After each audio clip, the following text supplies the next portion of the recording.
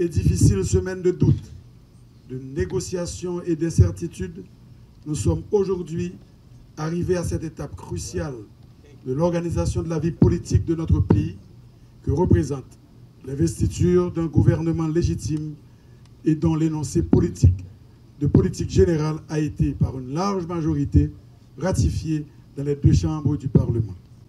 Monsieur le Président, je vous en suis reconnaissant et je ferai tout ce qui est en mon pouvoir pour ne pas vous décevoir, pour ne pas décevoir la nation. Monsieur le Président de la République, je veux vous assurer que vos initiatives visant à consolider le tissu social pour la mise en place d'un dialogue politique et social trouveront tout mon soutien.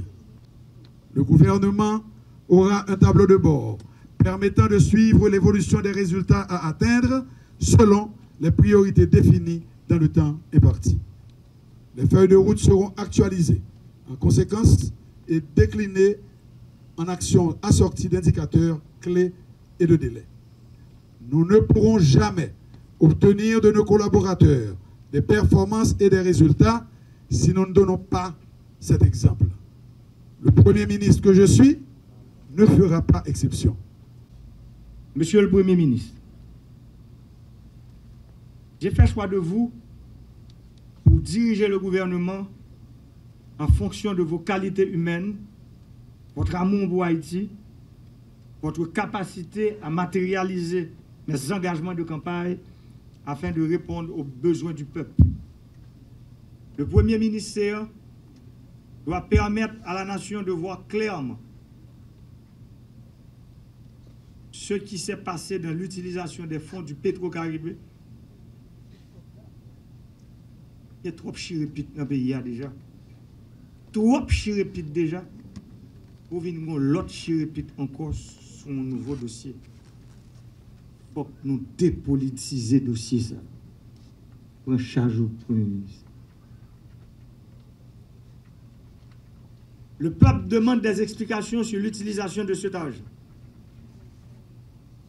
Les services compétents de l'État, notamment l'unité centrale de renseignement financier, UCREF, l'unité de lutte contre la corruption, ULCC, l'inspection générale des finances, IGF. Toutes ces institutions seront mobilisées sur le dossier Petro-Caribé. À côté du travail de la Cour des comptes et du contentieux administratif, il revient à ces services techniques de l'État d'apporter des réponses à la demande d'explication de la population. Institutionnellement, l'État doit apporter des réponses au dossier Petro-Caribé. Je demande à la population de rester calme et attendre les résultats du travail des institutions compétentes. On doit éviter de faire des amalgames pour que les honnêtes citoyens ne soient pas victimes ou injustement indexés dans le dossier Petro-Caribé. C'est un dossier trop sérieux. C'est un dossier où l'argent de l'État a été dépensé.